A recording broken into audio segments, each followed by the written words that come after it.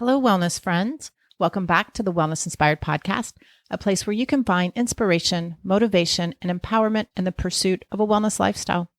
I'm your host, Sherry Davidson. I'm a wellness coach, acupuncturist, and herbalist in Houston, Texas, and I am deeply passionate about health and well-being. And as always, I am here with my co-host, Finn. And if you're new to the podcast, Finn is my terrier mix rescue dog, trail runner, and loyal companion. He is also a therapy dog and greeter at Element 5 Acupuncture and Wellness. And we have an exciting episode for you today. We are going to delve into the ancient wisdom of traditional Chinese medicine to promote holistic health and well-being.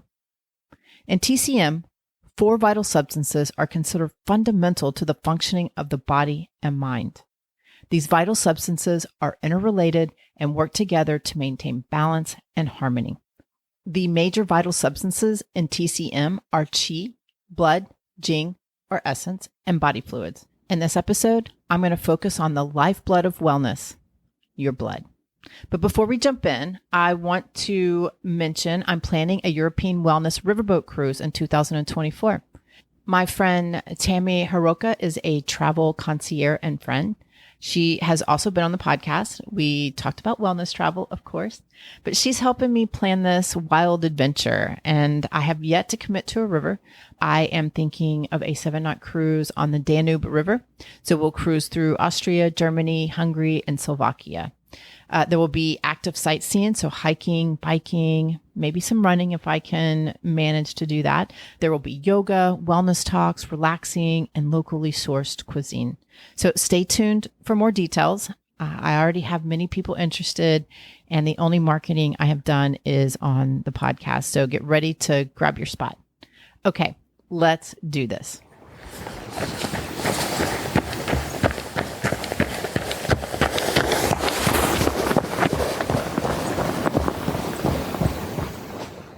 In Eastern medicine, blood is considered a vital substance that nourishes and sustains our body. Blood is not only just the physical components of plasma, red blood cells, and white blood cells. It holds a deep significance in our vitality and overall health. So, let's unravel the concept of blood in TCM. In TCM, blood carries vital qi energy throughout the body, nourishing organs, tissues, and cells.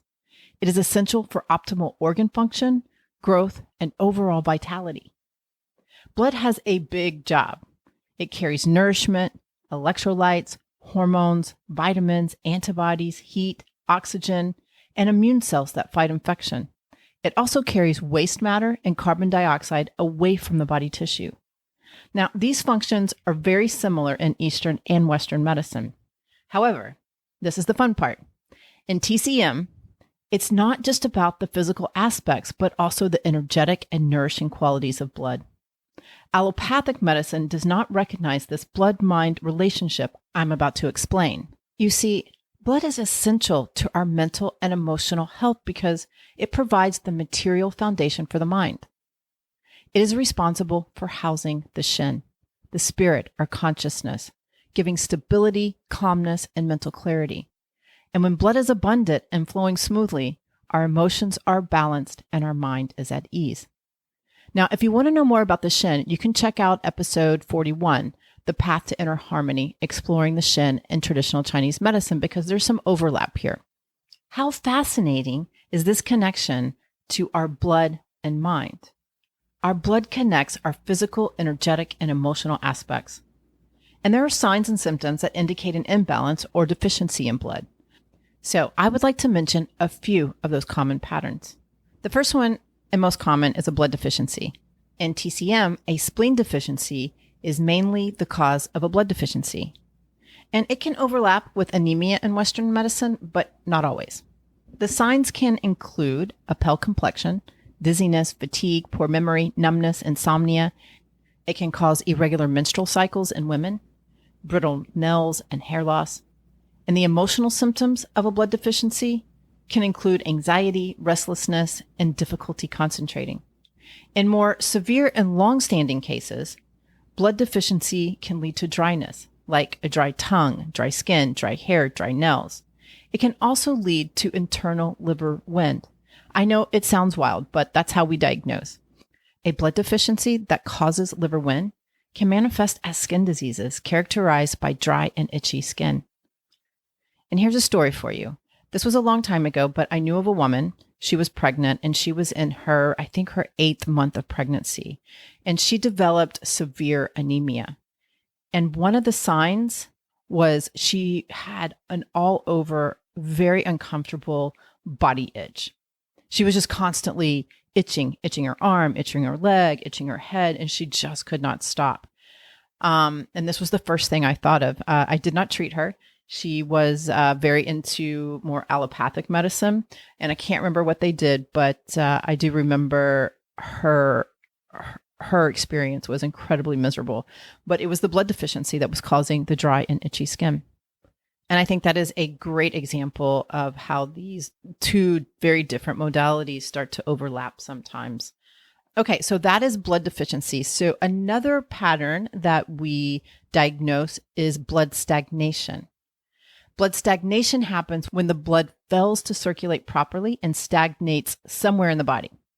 It can stagnate in an organ system and cause patterns like liver qi stagnation, heart or cold stagnation.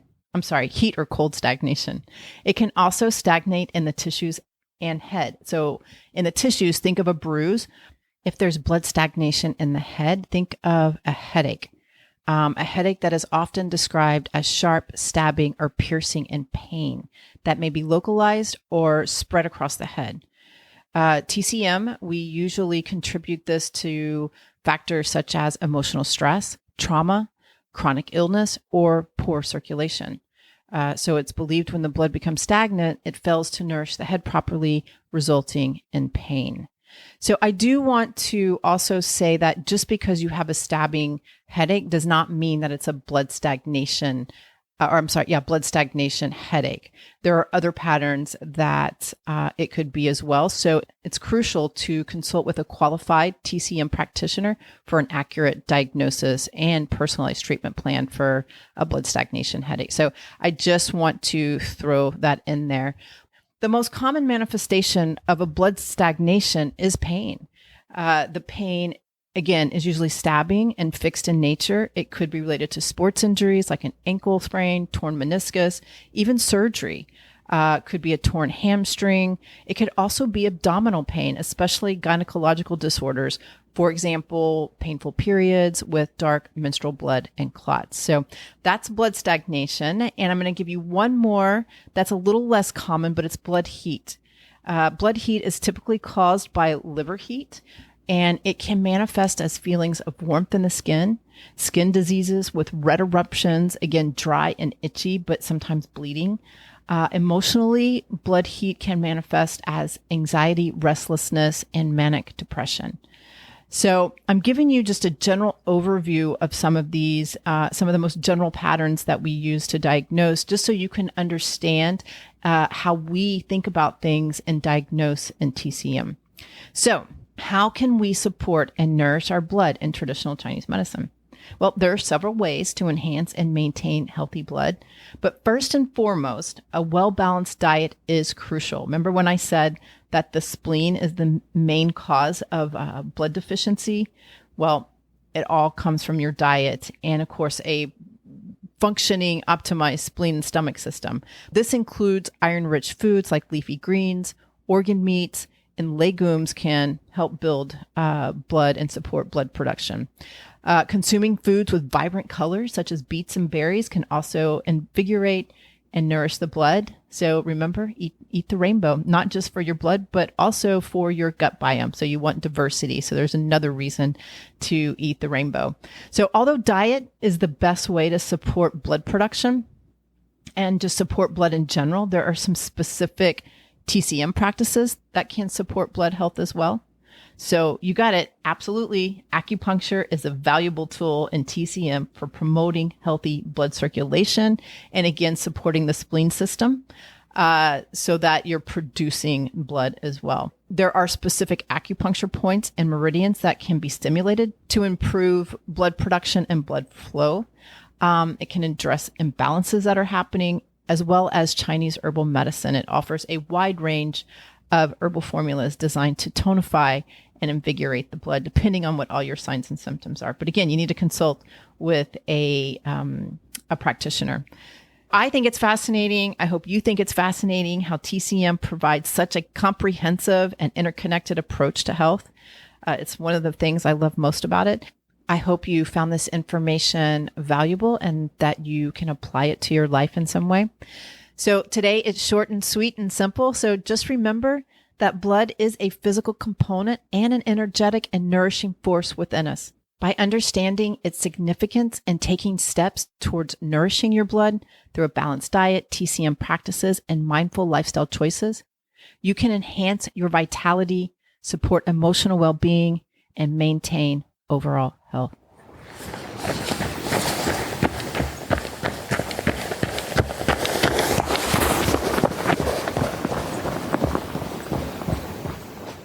All right, friends, that's all for today's episode of the Wellness Inspired podcast. I hope you found this exploration of blood and traditional Chinese medicine insightful and inspiring. Join me next time, and remember, wellness begins with you. If you like what you hear, please subscribe to the podcast and share with your family and friends. You can also give me a rating and review wherever you listen to your podcast. It helps others find me as well. To get updates on new episodes and wellness inspiration in your inbox, please join the Wellness Inspired community. Go to thewellnessinspiredpodcast.com to sign up. I'll put the link to the website in the show notes so you can click and join. Also, there's a Facebook community at The Wellness Inspired, and you can follow me on Instagram at wellness_inspired. If you're in the Houston area or just visiting and interested in our services, acupuncture, herbal medicine, cupping, zen shiatsu, or dry needling therapy, contact us. You can find out more on our website at element5om.com. That's element5om.com. And again, I'll put the link in the show notes. If you're interested in health and wellness coaching, we can connect in the clinic or on Zoom. Reach out to us and we'll get you on the schedule. And as always, I would love to hear your feedback. I am dedicated to bringing you great content that is inspiring and informative with an artsy, fun, edgy spin. Thank you so much for listening. We'll meet here again next time. And remember, never stop exploring, learning, loving, and being you. Bye.